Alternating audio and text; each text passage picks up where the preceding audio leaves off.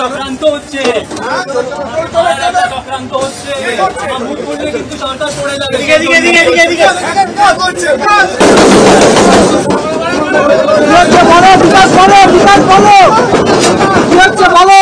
আমাকে মারা চক্রান্ত চলছে, আমি মুখ খুললে সরকার পড়ে যাবে, সেজন্যই সব কথা যাচ্ছে। আমি মুখ খুললে সরকার পড়ে যাবে, এত বড় একটা কথা বলে গেলেন কে? কালীঘাট পুলিশের হাতে, কলকাতা পুলিশের হাতে গ্রেপ্তার হওয়া ওই কয়লা পাচার কাণ্ডে মূল অভিযুক্ত বিনয় মিশ্রের ভাই বিকাশ মিশ্র। যে বিকাশ মিশ্রকে সিবিআই কয়লা পাচার এবং গরু পাচার মামলায় গ্রেপ্তার করেছিল, পরে তার জামিন হয়।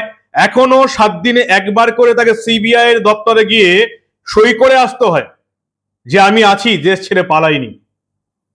সেই বিকাশ মিশ্রকে হঠাৎ করে কালীঘাট থানার পুলিশ গ্রেপ্তার করে নিল এবং দুদিন আগে আরজিকর কাণ্ডে যেভাবে আপনারা সিভিক পুলিশ সঞ্জয় রায়কে চিৎকার করে বলতে শুনেছিলেন যে আমাকে ফাঁসাচ্ছে বিনীত গোয়েল এবং অন্যান্য কলকাতা পুলিশের অফিসাররা, তেমনি কলকাতা পুলিশের হাতে গ্রেপ্তার হওয়া এই বিকাশ মিশ্র গরু পাচার মামলা, কয়লা পাচার মামলায় অভিযুক্ত, সে বলছে কিনা আমি যদি মুখ খুলি তাহলে সরকার পড়ে যাবে।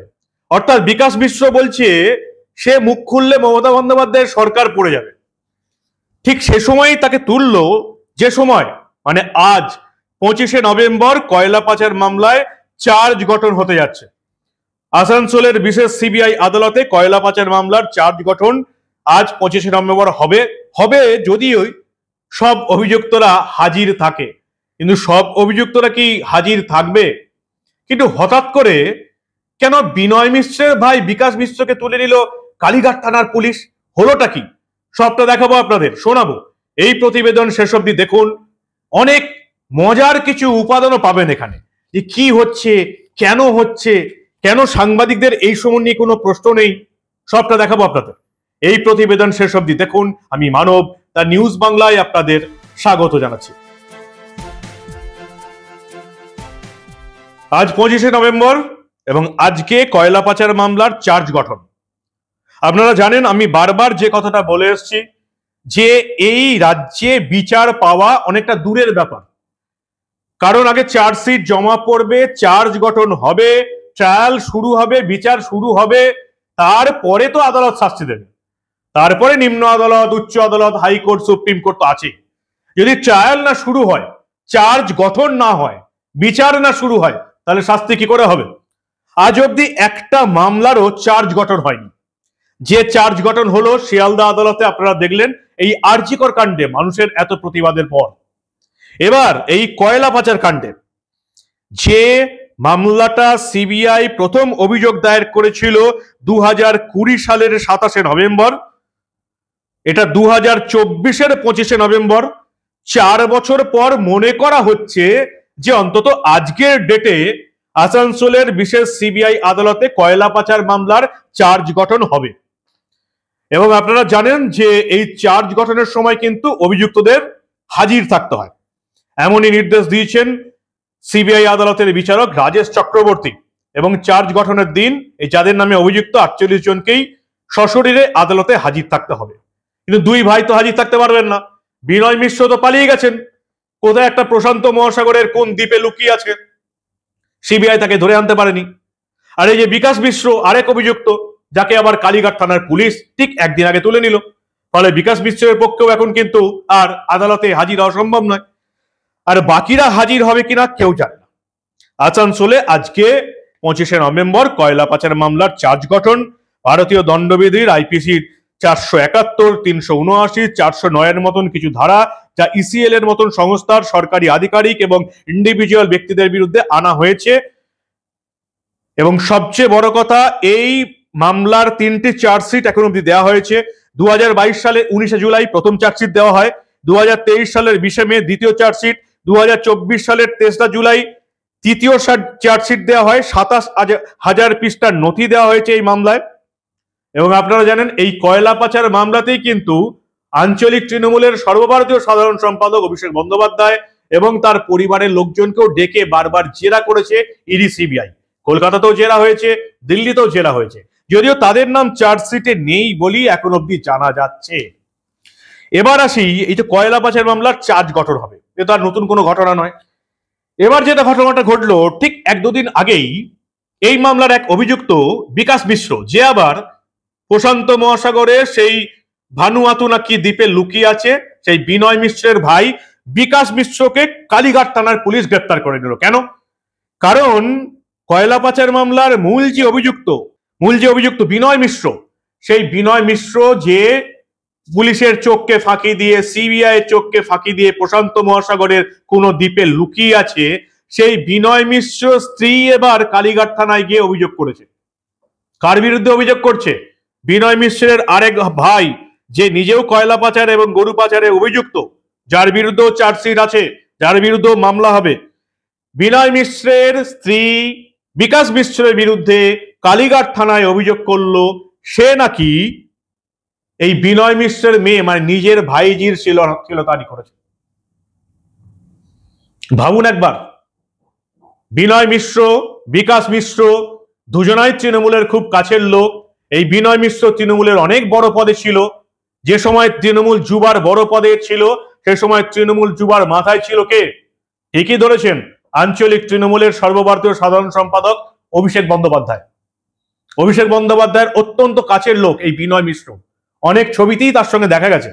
সেই বিনয় মিশ্র কয়লা পাচার মামলায় অভিযুক্ত হয়েই বোকাট্টা হয়ে এখন প্রশান্ত মহাসাগরের দ্বীপে লুকিয়ে আছে। তার স্ত্রী এখন তারই মেয়ের শ্লীলতাহানির অভিযোগ করছে। তারই ভাই বিকাশ মিশ্রের বিরুদ্ধে কালীঘাট থানায় গিয়ে, কালীঘাট থানা একেবারে ইনপ্রম্পট সঙ্গে সঙ্গে একদিনের মধ্যে এই বিকাশ মিশ্রকে গ্রেপ্তার করে নিল। গল্প এখানেই শেষ নয়।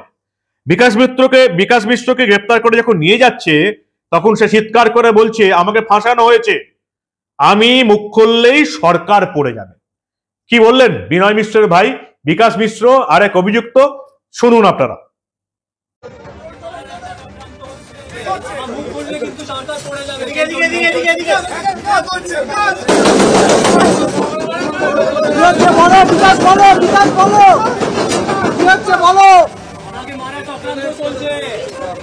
আমি মুখ খুললে সরকার পড়ে যাবে, সেজন্যই সব কথা যাচ্ছে।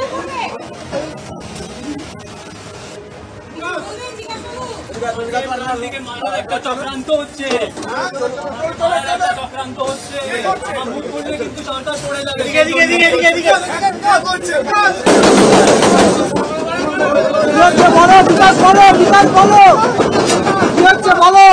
আমাকে মারার চক্রান্ত চলছে, আমি মুখ খুললে সরকার পড়ে যাবে, সেজন্যই সব কথা যাচ্ছে।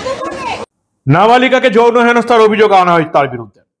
নাবালিকাকে খুনের চেষ্টা, হুমকি দেওয়ার অভিযোগ, এবং এই বিনয় মিশ্রের স্ত্রীকেও নাকি হত্যার হুমকি দেওয়া হয়েছে, যার জন্য কালীঘাট থানায় অভিযোগ দায়ের করেছে বিনয় মিশ্রের স্ত্রী, যার জেরে এই বিকাশ মিশ্রকে গ্রেপ্তার করা হয়েছে। সবটাই কি কাকতালীয়? ঘটনা কি এতটাই সোজা যেটা আমি এতক্ষণ বললাম? কোথাও কিছু নেই। বিনয় মিশ্রের স্ত্রী অভিযোগ দায়ের করলেন নাবালিকা অত্যাচারের অভিযোগ, এবং যার বিরুদ্ধে একেবারে পুরো পক্সো ধারা আইন দিয়ে তাকে গ্রেপ্তার করে নিল, তাকে আদালতে তোলা হলো, আদালত একদিনের হেফাজত দিয়ে দিল।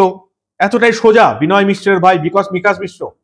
মানে আমরা কি এটা বলতে পারবো যে দেখ কেমন লাগে, এটাই কি কর্মা, এটাই কি কর্মফল, বাপের কর্মফল ভুগছে মেয়ে, এটাই কি আমরা শুধুমাত্র বলতে পারবো? নাকি এর পেছনে আরো অন্য কোনো কারণ আছে? সত্যি কি বিকাশ মিশ্র যেটা চিৎকার করে বলছে যে আমার মুখ বন্ধ করতে চাইছে, আমি বিপদে, আমি মুখ খুললে রাজ্যের সরকার পড়ে যাবে, সেটাই সত্যি? কোনটা সত্যি? আমরা আবার মমতা বন্দ্যোপাধ্যায়ের পুলিশকে দেখলাম, যে পুলিশ রীতিমতো প্রিজন ভ্যান চাপড়াতে শুরু করলো। দ্বিতীয় শ্রেণীর নাগরিক না, দ্বিতীয় শ্রেণীর পুলিশ, নিচুতলার পুলিশ, যাদেরকে স্বয়ং পুলিশ মন্ত্রী বলেছেন চোর, চুরি করছে, দুর্নীতিবাজ। পুলিশ মন্ত্রী নিজে তার নিচুতলার পুলিশ কর্মী অফিসারদের সার্টিফিকেট দিয়েছে যে এরাও চুরির সঙ্গে যুক্ত আছে। সেই নিচুতলার পুলিশ কর্মীরা আবার প্রিজন ভ্যান বাজাচ্ছে ব্যান্ড পার্টির মতন। এদের লাজ লজ্জা মান সম্মান কিচ্ছু নেই। রাজ্যের মুখ্যমন্ত্রী এদিকে চোর বলেছে, রাজ্যের সাধারণ মানুষ এদিকে চোর বলে, সাংবাদিকরা এদিকে দলদাস এবং চটি ছাড়া কিচ্ছু বলে না। তারা ঠিক যেমন আরজিকর কাণ্ডে সঞ্জয় রায়কে নিয়ে যাওয়ার সময় তার গাড়ি বাজাতো ব্যান্ড পার্টির মতন, আজকে আবার দেখলাম সেই বিকাশ মিশ্রকে নিয়ে যাওয়ার মতন মমতা বন্দ্যোপাধ্যায় যাদের চোর বলেছে নিচুতলার সেই পুলিশ কর্মীরা তৃণমূলকে বাঁচানোর জন্য প্রিজন ভ্যান বাজাচ্ছে। মানে আমাদের নিচুতলার পুলিশ কর্মীদের মান সম্মান ইজ্জত কিচ্ছু নেই। রাজ্যের পুলিশ মন্ত্রী যাদের চোর বলেছে তাদের আবার মান সম্মান কি থাকবে? তারা এখন ব্যান্ড পার্টি ছাড়া আর কিচ্ছু নয়। তারা আজকেও ব্যান্ড বাজালো, প্রিজন ভ্যান বাজালো। নিজেদের ব্যান্ড তো কবেই বেজে গেছে। বিকাশ মিশ্র বলছে আমাকে ফাঁসানো হচ্ছে, আমি নাবালিকা যৌন হেনস্থার সঙ্গে কোন রকমই যুক্ত নই, আমাকে ফাঁসানো হয়েছে, আমাকে প্রাণে মারার পরিকল্পনা করা হচ্ছে। সত্যি কি জেলে নিয়ে গিয়ে বিকাশ মিশ্রকে মেরে দেবার একটা প্ল্যান চলছে? বিকাশ মিশ্র সাংবাদিকদের সামনে স্বীকারোক্তি দিচ্ছে। আরজিকর কাণ্ডে সঞ্জয় রায় সাংবাদিকদের সামনে স্বীকারোক্তি দিচ্ছে। কিন্তু কি অদ্ভুত ব্যাপার, এই মামলাগুলো যারা দেখছে সেই ইডি সিবিআই এদের কারোর মুখ থেকে কোনো স্বীকারোক্তি বার করতে পারছে না। কি অদ্ভুত না? আমরা কি সত্যি এতটা মূর্খ? মানে আমাদেরকে যেমন এরা বোঝাবে আমরা কি তেমনটাই বুঝবো? সঞ্জয় রায় চিৎকার করে বলছে সঞ্জয় রায় চিৎকার করে বলছে যে বিনীত গোয়েল আমাকে ফাঁসানোর চেষ্টা করেছে, ডিসি স্তরের পদাধিকারী অফিসাররা আমাকে ফাঁসানোর চেষ্টা করছে। সিবিআই এগুলো উদ্ধার করতে পারছে না।